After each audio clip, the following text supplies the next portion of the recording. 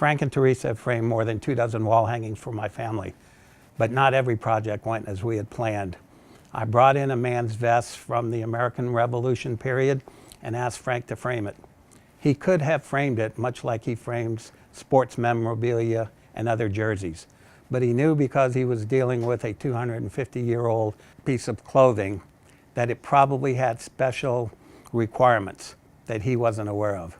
He immediately contacted a lady that he knew was an expert in this field. She had moved out of the area, but she gave him the name of someone else who was still in the Washington, D.C. arena. Frank contacted her immediately and set up a meeting.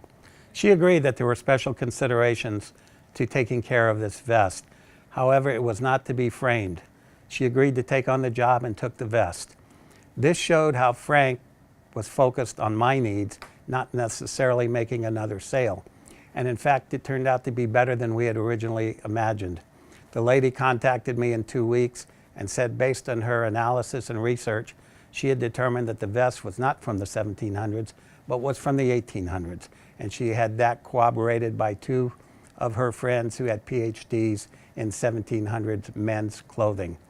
As a result of her meticulous documentation, the antique dealer not only took back the vest and gave me my money, but he started advertising the vest as being from the 1800s, not the 1700s.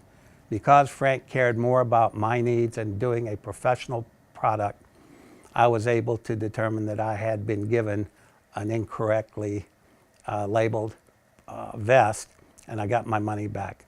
My family and I have the greatest trust in Medart to do the right things and to do everything right.